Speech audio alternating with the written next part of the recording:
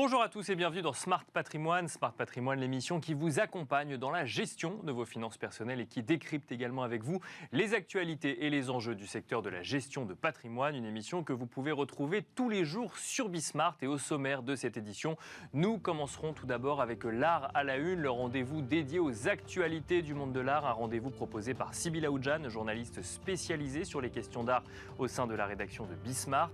Nous enchaînerons ensuite avec l'art à la une, l'interview où nous tenterons de comprendre ensemble l'impact social des projets culturels et donc notamment des investissements culturels, ce qui nous amènera également à tenter de comprendre comment structurer les investissements dans les projets culturels.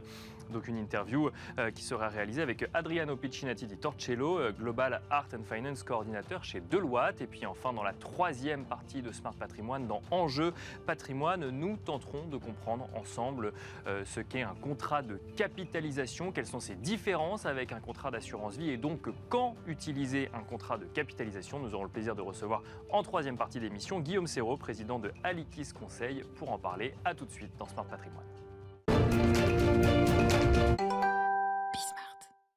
Et nous commençons tout de suite avec l'art à la une, le rendez-vous dédié aux actualités du monde de l'art. Un rendez-vous toutes les semaines avec Sybille Aoudjan, journaliste spécialisée sur les questions d'art au sein de la rédaction de Bismart. Bonjour Sybille. Bonjour Nicolas. Bienvenue sur le plateau de Smart Patrimoine. On commence avec les actualités de cette semaine. La sélection de Paris Plus a été dévoilée, Sybille. Effectivement, Paris Plus a dévoilé le nombre de galeries qui seront présentes à la prochaine édition en octobre 2023.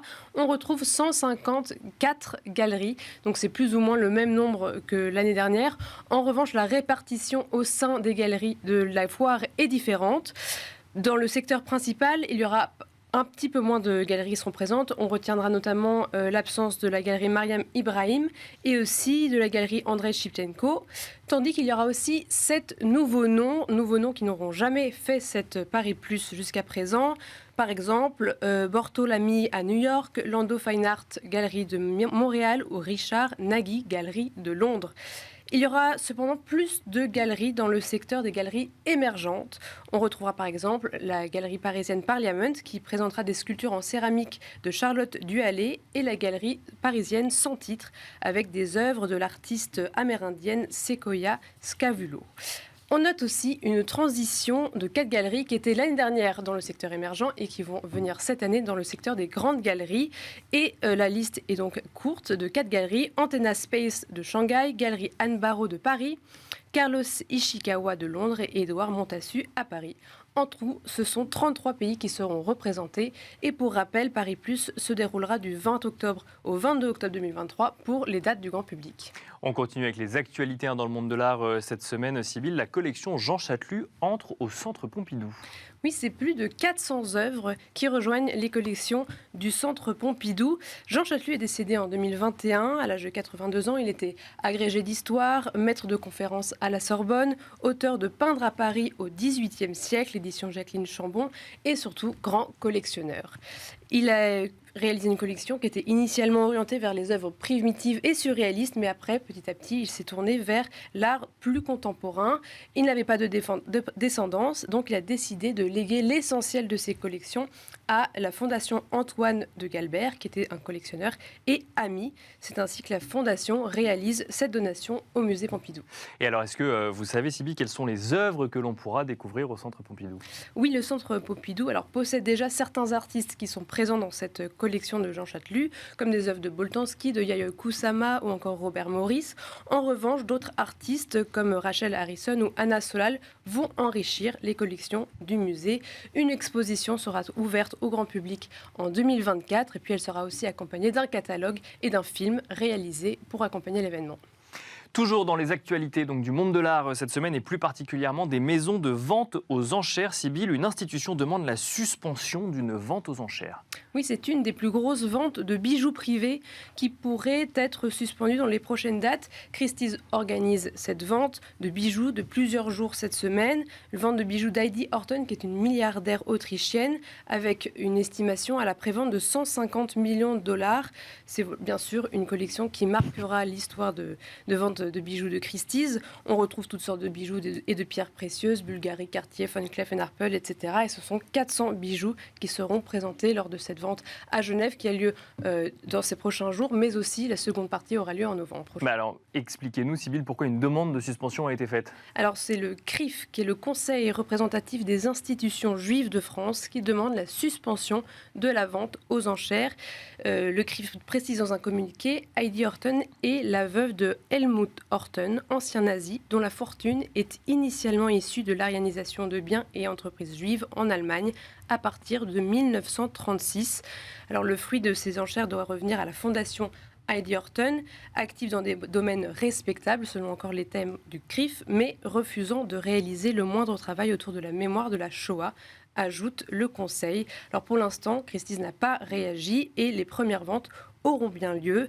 Pour rappel, jusqu'à présent, les deux plus grandes collections de bijoux ayant atteint plus de 100 millions de dollars à la vente étaient la collection d'Elizabeth Taylor en 2011 et les enchères des bijoux de Maharaja et Mughal Magnificence en 2019. Merci beaucoup, Sybille, pour ces actualités du monde de l'art cette semaine. Nous avons à présent le plaisir de recevoir à distance, ensemble, dans Smart Patrimoine, Adriano Piscinati di Torcello. Bonjour, Adriano Piscinati di Torcello. Bonjour Nicolas, bonjour Sybille, content de vous retrouver. Bienvenue dans Smart Patrimoine. Je rappelle que vous êtes Global Art and Finance coordinateur chez Deloitte. Nous allons tenter de comprendre ensemble quel est l'impact social d'un certain nombre de projets culturels et donc mécaniquement d'investissement dans des projets culturels. Nous allons tenter de comprendre ensemble également comment structurer le secteur. Vous avez publié un rapport, Deloitte a publié un rapport en fin d'année dernière qui s'intéressait notamment à l'impact social des investissements culturels. Quelles étaient les conclusions de ce rapport, Adriano ? Alors, d'abord, le rapport était publié en 2021, donc ce n'était pas l'année passée, c'était l'année précédente. Mais donc, depuis un certain nombre d'années, au niveau de Deloitte, nous avons notre département Art and Finance et nous regardons aux nouvelles initiatives au sein de la combinaison Art and Finance. Et donc, depuis 2019, on a commencé un peu à regarder à la combinaison Art, Culture and Finance. On a fait une première publication en 2019 dans notre rapport sur une initiative qui a été lancée au UK qui s'appelle Nesta, qui a pour objectif de supporter la culture.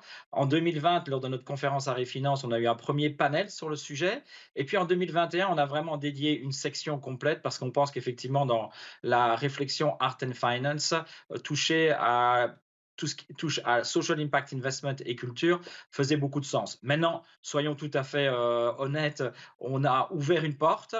À notre niveau, on essaye effectivement de créer de la visibilité, de l'attention sur ce nouveau sujet.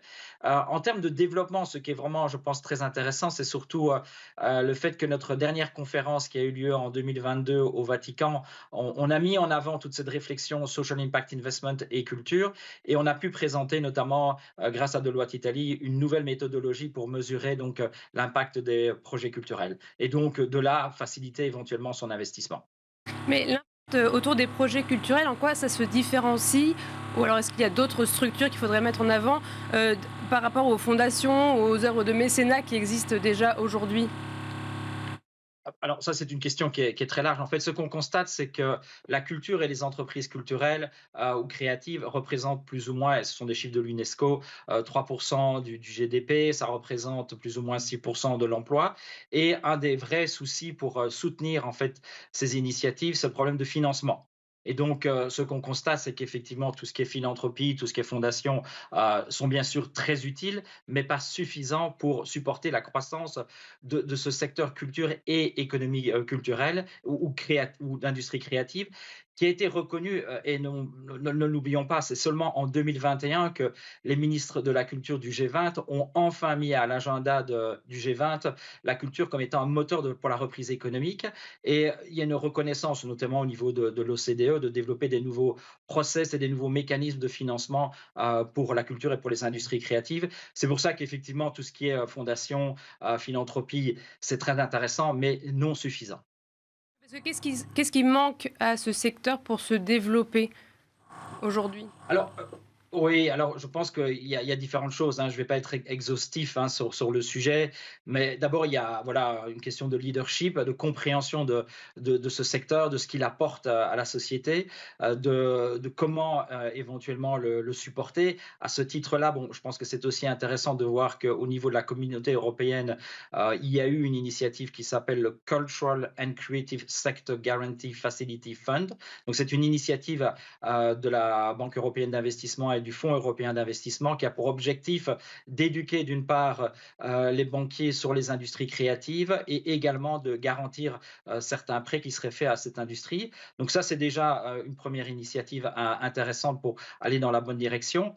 Après, bon, je pense qu'il y a un élément qui est fondamental, c'est que si jamais on veut faciliter l'investissement dans les projets de type culturel, il faut qu'il y ait plus de transparence sur leur impact. Donc, il y a une grande question sur comment mesurer l'impact des projets culturels. Et donc là, je reviens sur l'initiative qu'on a pu présenter en 2022, en octobre, lors de notre conférence. Et donc, c'est un projet qui a été mené par Deloitte Italie, c'est de développer une nouvelle méthodologie pour mesurer l'impact des projets culturels. Et donc, automatiquement, quand vous pouvez mettre des chiffres derrière un investissement dans un projet culturel, ça permet effectivement d'avoir une plus grande transparence et éventuellement d'attirer après d'autres investisseurs. Est-ce qu'elle va reposer sur quoi cette méthodologie pour mesurer l'impact? Parce qu'effectivement, c'est fondamental. Alors, c'est vraiment quelque chose que Deloitte Italie a démarré et donc ils ont essayé de combiner deux types de standards. Donc, les standards du Global Reporting Initiative, qui est en fait un set de standards en termes de mesures de performance, et les standards développés par l'UNESCO pour la culture. Et donc, ils ont développé une méthodologie qui regroupe l'ensemble des standards qui s'appliquent donc à la culture, notamment en utilisant les SDGs pour effectivement déterminer un certain nombre de KPIs pour comprendre quels sont les impacts aussi bien sociaux qu'économiques de projets culturels.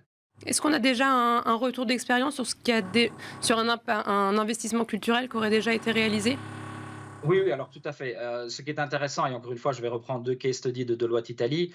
D'une part, donc, ils ont essayé d'estimer donc, l'impact du Colisée. Tout le monde connaît le Colisée en Italie. Et donc, la contribution économique, par exemple, du Colisée est de 1,4 milliard d'euros par an. Ils ont fait également une autre étude qui est une mesure d'impact de la restauration des Giardini Reali du musée Reali à Turin. Et donc, ce qu'ils ont pu démontrer, c'est qu'un investissement de 300 000 euros avait pu avoir une rentabilité de 21%. Il a produit plus de 380 000 euros de revenus. Donc, encore une fois, ça a permis de démontrer que en faisant de l'investissement culturel, il y avait également moyen d'avoir un investissement économique. Et on entend parfois des termes un peu futuristes. J'ai lu les termes d'obligation culturelle. Est-ce que ça, ce serait quelque chose qui serait imaginable pour le futur? Alors, c'est un des sujets qu'on a abordé dans notre dernier rapport en 2021. C'est pas quelque chose qui est tout à fait nouveau. On a vu effectivement le gouvernement colombien émettre ce qu'on appelle des Orange Bonds. C'était une initiative de Bank Coldex et de IDB. IDB, c'est Inter-American Development Bank, pour supporter donc la culture et les industries créatives en Colombie. Donc, ce qu'on peut se poser aujourd'hui comme question, c'est qu'on voit effectivement le développement d'émissions obligataires avec des thèmes derrière. On est tous très familiers avec tout ce qu'on appelle les green bonds, hein, les obligations environnementales. Est-ce qu'on pourrait effectivement émettre également des cultural bonds qui auraient effectivement pour objectif de supporter des projets d'ordre culturel ou dans les industries créatives? Et donc, c'est effectivement quelque chose c'est une réflexion que l'on pousse. L'OCDE également est à la recherche de nouveaux moyens de financer les industries culturelles et créatives. Est-ce que cette problématique de cultural bonds pourrait être reprise au niveau de la World Bank, de la Banque européenne d'investissement? Ce sont des choses qu'on aimerait bien effectivement pouvoir discuter, sur lesquelles on pourrait effectivement réfléchir. Un mot, Adriano, peut-être du retour économique que vous nous avez évoqué, notamment sur le Colisée ou sur d'autres exemples. Quand est-ce qu'on peut identifier dans ces retours économiques un retour social ou un impact social dont vous nous parliez tout à l'heure? Bah, c'est relativement, je dirais, entre guillemets, «simple» et complexe à la fois. L'idée, c'est d'avoir mis en place les bons indicateurs, les KPIs comme on dit, qui ont soit à vocation de traquer effectivement les indicateurs sociaux, soit des indicateurs économiques. Donc c'est de développer en fait une taxonomie, un set de KPIs pour, mesurer les différents indicateurs, qui nous intéressent, qu'ils soient sociaux ou qu'ils soient économiques. Et là, malgré le fait que c'est encore en structuration, est-ce que Deloitte peut déjà accompagner des clients dans ces investissements culturels? Au niveau de Deloitte, bien sûr, on le fait déjà. On travaille aussi bien avec des acteurs du monde public que du monde privé. Alors, c'est une nouvelle méthodologie, donc on est en train de toujours affiner les choses. Mais aujourd'hui, on peut très bien même travailler avec une fondation qui a une volonté de d'affiner sa compréhension sur l'impact qu'il crée au niveau culturel. Parce qu'encore une fois que vous avez ces mesures, ça vous permet éventuellement d'ajuster vos mesures pour maximiser l'impact. Donc, effectivement, au niveau de Deloitte, tant au niveau de la définition des indicateurs, de la mesure des impacts, on peut effectivement apporter quelque chose, mais le rôle de Deloitte, c'est également à des niveaux plus importants, c'est de se soutenir tout le développement, je veux dire, sustainability, social impact investment au niveau de la culture et des industries créatives. Euh, pour Deloitte, la thématique sustainability est très, très importante. On est très fort focalisé aujourd'hui sur la partie environment, donc le E de ESG. Et bien sûr, donc la vocation, c'est également au niveau de Art and Finance de pouvoir mettre plus d'emphase sur la partie culturelle et sociale. Merci beaucoup Adriano Nati di Torcello de nous avoir accompagnés dans Smart Patrimoine. Je rappelle que vous êtes Global Art and Finance Coordinator chez Deloitte. Merci également Sybilla Oudjan d'avoir été avec nous dans l'art à la une dans Smart Patrimoine. Et quant à nous, on se retrouve tout de suite dans Enjeu Patrimoine. Et nous enchaînons à présent avec Enjeu Patrimoine. Nous allons tenter de comprendre ensemble ce qu'est un contrat de capitalisation et surtout peut-être différencier le contrat de capitalisation du contrat d'assurance vie. Pour en parler, nous avons le plaisir de recevoir sur le plateau de Smart Patrimoine Guillaume Serrault. Bonjour Guillaume Serrault. Bonjour. Bienvenue sur le plateau. Vous êtes président de Alikis Conseil. Vous allez nous expliquer ce qu'est un contrat de capitalisation, mais aussi dans quel cas l'utiliser, comment l'intégrer dans sa stratégie patrimoniale. Peut-être pour commencer, le contrat de capitalisation se rapproche d'un contrat d'assurance vie, mais ça reste deux produits distincts qui ont leurs différences. Exactement, ce sont vraiment deux enveloppes d'investissement différentes. On met très souvent en avant les vertus patrimoniales d'un contrat d'assurance vie, qu'elles soient juridiques, économiques, fiscales, parfois dans sa dimension luxembourgeoise. Il n'en demeure pas moins que le contrat de capitalisation peut avoir toute sa place dans une organisation patrimoniale pertinente, parfois parce que c'est plus opportun, souvent parce que c'est complémentaire, et ça peut être aussi une réponse là où l'assurance vie ne l'est pas, dans le cas notamment des personnes morales qui peuvent souscrire un contrat de capitalisation et pas un contrat d'assurance vie. Donc il y a de réelles similitudes entre les deux enveloppes d'investissement et des points de différenciation assez clairs qui font que, de mon point de vue, c'est assez complémentaire. Pour qu'on comprenne bien à quoi sert un contrat de capitalisation, on l'utilise dans les mêmes proportions et j'ai envie de dire de la même façon qu'un contrat d'assurance vie, c'est-à-dire ensuite derrière pour concevoir une allocation entre fonds en euros, unité de compte et investir sur les mêmes typologies d'actifs.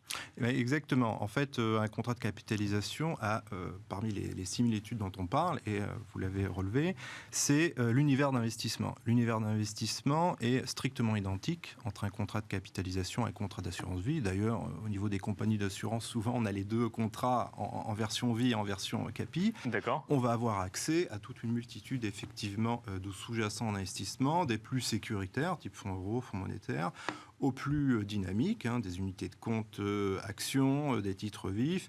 Et puis, ça s'est développé depuis quelques années, tout un univers du non-coté, type de la pierre-papier, le private equity, et puis aussi également... Donc, on a accès aux mêmes classes d'actifs sur un contrat de capitalisation. Exactement, on a toutes les classes d'actifs. C'est un des points de similitude du contrat d'assurance vie et du contrat de capi. Il y en a d'autres, donc, des points de similitude, si vous dites que c'est un des points de similitude. Exactement, on peut en relever quelques autres. Déjà, le mode de souscription, un contrat d'assurance vie, un contrat de capitalisation, on peut avoir une adhésion simple, une souscription simple, c'est-à-dire que moi, en tant que personne physique, je souscris seul un contrat de capitalisation, comme je peux le faire pour un contrat d'assurance vie. Parfois, il est également possible de faire une co-souscription à deux pour des raisons, notamment si on est marié sous le régime de la communauté, ça peut avoir du sens de faire une co-souscription. Autre cas, c'est le remploi de capitaux démembrés, par exemple. On pourra éventuellement en parler. On peut faire une souscription démembrée avec un nu propriétaire, un usufruitier du contrat. D'accord. Dès le début. Prévu dès le début, à l'entrée du contrat. Exactement. Généralement, dans le cadre d'une subrogation, c'est-à-dire j'ai un bien en démembrement. Typiquement, j'ai un immeuble avec mes 2 enfants, prenons un exemple. En démembrement, ils sont nus propriétaires, je suis usufruitier. Nous décidons, pour des raisons économiques, par exemple, de céder cet immeuble. Le principe est que normalement, on partage le prix de vente entre l'usufruitier et le ou les nus propriétaires en fonction de la valeur des droits de chacun. Ça, c'est le principe. Mais conventionnellement, on peut déroger à ce principe et décider de faire perdurer, de reporter le démembrement par le jeu de ce qu'on appelle la subrogation réelle conventionnelle. Et on va reporter le démembrement en souscrivant, par exemple, un contrat de capitalisation avec les enfants. Ouais. Et on restera dans le même mécanisme de démembrement, mais cette fois-ci portant sur le contrat de capitalisation. Exactement. On reporte le démembrement d'un actif immobilier sur le contrat de capitalisation où, par exemple, en tant qu'usufruitier, je vais tirer le revenu de ce contrat. Alors, restons peut-être sur cet exemple une seconde avant d'aller sur les différences. Pourquoi faire ça? Comment est-ce que ça s'intègre dans une stratégie patrimoniale? Alors, le démembrement, là, j'ai pris l'exemple où on remployait effectivement le prix de vente démembré. Déjà, c'est de faire perdurer la transmission et de faire perdurer les droits et les obligations de chacun, à savoir, en tant qu'usufruitier, je vais avoir le droit aux fruits, précédemment des loyers si c'était sur un immeuble, sur un contrat de capitalisation, et on pourra, en tant qu'usufruitier, racheter les produits, les plus-values latentes sur le contrat, donc s'assurer des revenus complémentaires de la même manière qu'on pourrait le faire sur un bien immobilier. Et puis, quelque chose que l'on peut faire en cours de vie du contrat de capitalisation, puisque c'est une des différences quand même avec le contrat d'assurance vie, c'est qu'on va pouvoir le donner. On peut le donner en pleine propriété, un contrat de capitalisation, ce qui permet notamment d'une part de purger les plus-values latentes et d'autre part de conserver l'antériorité fiscale du contrat, puisque vous le savez, comme un contrat d'assurance vie, un contrat de capitalisation a une fiscalité privilégiée en termes de rachat, autrement dit en termes de retrait, après 8 ans. Bien sûr. Donc, on conserve cette antériorité fiscale. Donc, on peut le donner en pleine propriété en cours de vie. Mais pour bien comprendre, pour ceux qui nous écoutent, quand on dit donner, ça n'implique pas de transaction, ça n'implique pas de rachat. On donne son contrat avec l'argent qui a été investi dessus et les investissements qui sont réalisés. Exactement. L'enveloppe d'investissement est transmise d'une personne à une autre, d'un parent à un enfant. Et on conserve effectivement ce qu'il y a à l'intérieur. Ça n'empêche pas, a posteriori, pour le nouveau titulaire, entre guillemets, de faire des arbitrages, mais on conserve tous les sous-jacents qui sont à l'intérieur. Et comme je le disais, en pleine propriété, ça permet de purger les plus-values latentes. Est-ce qu'il y a des incidences fiscales aux dons que l'on réalise ou de manière plus générale sur ce contrat de capitalisation qui serait différente d'un contrat d'assurance vie? Exactement. Alors, on va peut-être parler de la donation. Après, je parlais de la différence en termes de succession. Mais effectivement, dans le cas d'une donation, ça va rentrer dans l'assiette taxable des droits de mutation à titre gratuit, à savoir des droits de donation. On va pouvoir bénéficier de l'abattement de 100 000 € par exemple entre parents et enfants. Donc, c'est le même principe que de donation d'un autre actif. Donc, si on donne un contrat de capitalisation mettant une valeur de 50 000 €, on ne pourra plus transmettre que 50 000 € supplémentaires. Exactement. On aura consommé 50 000 € d'abattement, en tout cas dans la transmission de ce contrat de capitalisation. Donc là, on parlait effectivement de donation. En termes de succession, il y a des différences profondes entre un contrat de capitalisation et un contrat d'assurance vie. Elles sont d'ordre juridique et en conséquence aussi d'ordre fiscal. Juridiquement, un contrat d'assurance vie, quand le souscripteur assuré décède, le contrat est terminé. Il y a un terme au contrat, ce qu'on appelle le dénouement du contrat.